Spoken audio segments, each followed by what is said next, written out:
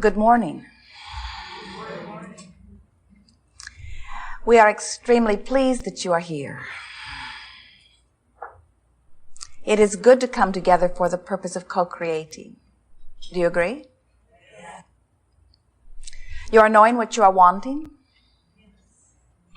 enjoying the evolution of it, appreciating the contrast that makes it so, sort of. Well, maybe we could begin by saying, do you enjoy life force being summoned through you? So then we could go back from that and say, do you enjoy desire being born within you? Of course. So then we could go back and say, do you enjoy the birthing of that desire? Yeah. So then we could go back and say, do you appreciate the variety or contrast that helps you give birth to that desire? And then you say, no. If you can reach the place where you are really enjoying the birthing of desire, then you will be in the place where contrast will not annoy you. It will instead delight you, because you will come to recognize that you cannot focus without contrast. And the focusing is what is life-giving. It's a nice thing to recognize that you have the ability to guide your focus.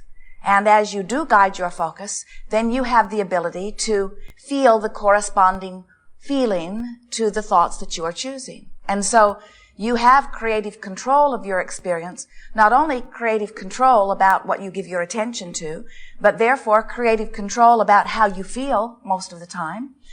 And then creative control over what manifests. In other words, when you begin to exercise your ability to focus, that's when you begin to really enjoy your experience. We can understand how you might not enjoy an experience when you feel buffeted around out of control. None of you like the idea of being in your vehicle on ice, spinning with no control. And yet all of you enjoy being in your vehicle and being able to guide it efficiently and effectively and joyfully wherever you're wanting to go. And so what we are talking about here today is how you can actually gain control of your experience at all times, so that the elements or the circumstances that may be potentially out there, maybe even that you've experienced in the past or that you know someone is experiencing now, they don't feel like threats to you, because you always know that you have traction, so to speak. You always know that you have creative control of your own experience. What we want you to come to realize is you can turn your attention toward your desire and vibrate in perfect harmony with your desire, but it's not likely that you are going to do that because you've been practicing other thoughts. It's happening even on subliminal levels. You got vibrations going on within you that don't make it all that easy for you to think about this dominant thought of desire. Now here's what we mean by this. The other day, Esther sat to meditate before a gathering like this, getting ready to allow Abraham to flow through her. And as she sat to quiet her mind, a thought kept coming into her head. She tried to breathe the thought away. She tried to om the thought away. She tried to quiet her mind, put her brain on pause. She tried every trick she's learned through the years, and this thought just would not die. She could not wrestle it to the ground and kill it. She could not get rid of it. The thought was just on her mind. And we said to her, as she relaxed a little bit more and more, Esther, you've got a dominant thought going on. And the reason that it's dominant is because you've been returning to it fairly frequently over the last few days. And so you've got a thought that's just more active than usual. And that's why you're having a more difficult time quieting your mind than usual. Now, the reason that we are talking about this dominant thought is because we want you, as you are moving through the next few days, to begin to pay attention to what your dominant thoughts are. If they feel good, it's a wonderful thing. If they don't feel so good, they're not serving you very well. And we want you to begin to offer some thoughts on purpose with the singular intent of making thoughts of your choice dominant. Now, why would you want to do that? because it's better than having thoughts not of your choice be dominant. We are encouraging a game, a process that we are calling virtual reality. You've played this game in other fashions, as you've called it creative visualization, or as you've called it using your imagination. We're calling it virtual reality because we want you to begin to recognize that as you give your attention deliberately to something and you practice the thought until it becomes easy, that you are virtually creating your reality. In other words, your reality will be born from that. And we want you to realize that you have utter creative control within this process. Now, it goes like this. You decide where you would like to be. If there's some place that you know that you feel good when you go there, then choose a place like that. You might not know the specifics of a place, so you might say it's a mountaintop, or it's a lovely restaurant, or it's a city near an ocean. In other words, you can be as general or as specific as you want to be. But the first thing you do is pick a place. Just like if you were directing a movie scene and wanting to influence the way your audience would feel as they are watching your presentation, you would set the scene. So you would decide where it's going to be. You would decide what time of year it is. What is the weather? What time of day is it? What is the lighting? What is your mood or attitude? How do you feel in this scene? And all of this is very brief. The entire virtual reality, we think optimum would be about 30 seconds. So you're going to pick a place, you're going to decide what time of year it is, you're going to decide what time of day it is, you're going to decide how the sun is shining or not, you're going to decide what your mood or attitude is, and then you can decide whether you're going to be in this virtual reality all by yourself or whether somebody else is going to be with you. And if there is going to be someone else, you'll decide how is their mood or attitude, how do they feel right now, and then exchange a few brief words and then leave the virtual reality. Now, the whole point of this virtual reality, one reason only, to practice a vibration of your choice and make it dominant. You've been picking up stuff along the way that is dominant. Some of it serves you and some of it doesn't. This exercise is only to show yourself that you can choose on purpose those things that you want to be dominant. So, virtual reality process is only for the purpose of causing you to make a vibration of your choice dominant. The only reason that we would ever do a virtual reality is to practice a vibration and make it dominant. We think that virtual reality should be used only for practicing a vibration and making it dominant. Did we mention that we think that you should only... And the reason that we are really hammering this here is because sometimes your temptation is to go to a virtual reality to try to improve a condition, or to go to a virtual reality to try to fix something that is broken. As Esther began playing the game at first, she'd pick a scene, that was easy to do. She'd set the time of day, that was easy to do. She would establish her mood or attitude, that was easy to do. Then she would bring someone into the picture that she needed to reform in some way, or she needed to adjust her vibration relative to them in some way. And we said that's sort of like going to your virtual reality, creating a magnificent new house, noticing the roof is leaking, bringing in a repairman, having him overcharge you, going to his boss, getting that all straightened out. And we say, virtual reality is not the place where you fix things that are broken. Virtual reality is only the place where you find a good feeling thought, milk it for all you can, and then get out. In other words, get in, feel good, get out.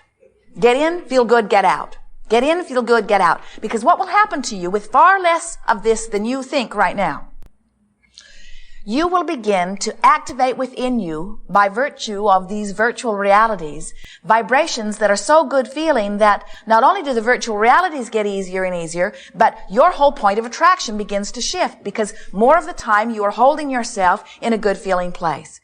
Good. So, Esther was getting ready to come and play with you today, and we suggested that she just take a quick moment and turn on the television. So she did, and she dialed until she felt the impulse, and she saw a television program, local, news, where one of the high schools has decided that since it is getting close to the time when the teenagers will be having their parties, to play out in as real a fashion as they can possibly do, the fire department and police department, the dramatization of teenage traffic accidents. And they've brought broken cars, and they have brought teenagers, and they have decorated them to be wounded and dead. And they have put them in the football field for a big assembly for the whole high school to participate with in over several days. And their intention is to make these accidents as real to these kids as is possible. And we said to Esther, this is an excellent virtual reality. They've set the scene. They are setting the mood. They are deliberately evoking emotion and feeling within them. Every 15 minutes, a teenager dies somewhere. So every 15 minutes, another student is pulled from a class and marked dead.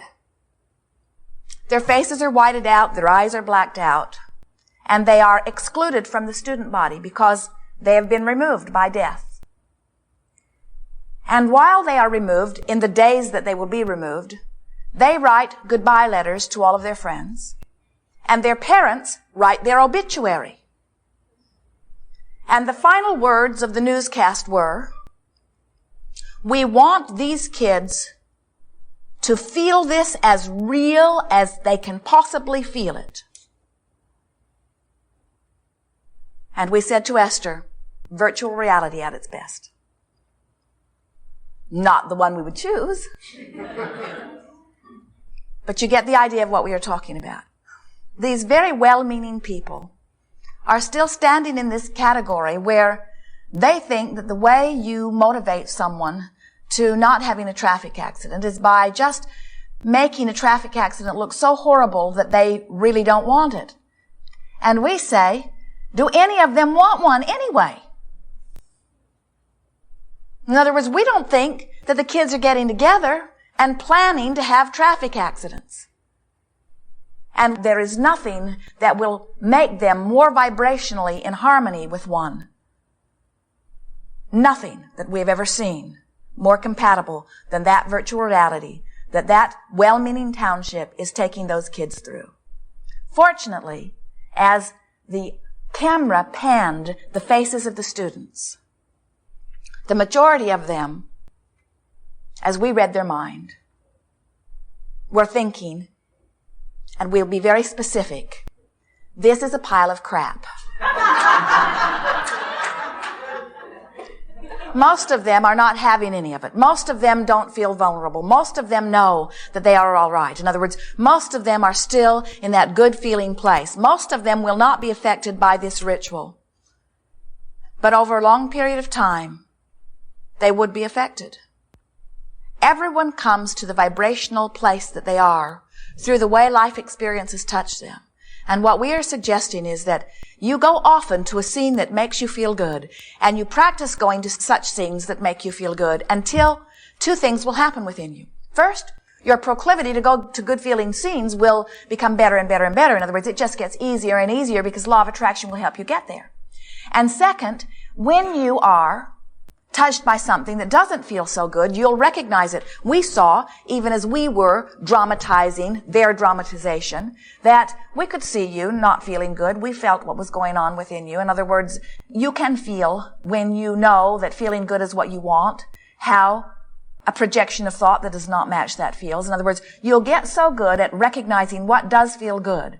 And you'll get so good at holding yourself in a place that does feel good that it just becomes easier and easier and easier and easier for you most of the time to feel good, which means it will become easier and easier and easier for you most of the time to be in a place of being in step 3, which is allowing the well-being that you so much want and deserve to come to you. The thing that those people, those well-meaning people in that township that were offering that presentation to those students, the thing that they do not understand is that there is no assertion. There's nothing out there after you. There is no assertion of bad. And so there's no reason to push against the bad. Instead, there is a stream, a steady, powerful stream of well-being. Look around you. Look at the percentage of wellness that abounds.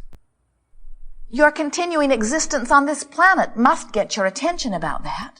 In other words, you continue to mostly thrive.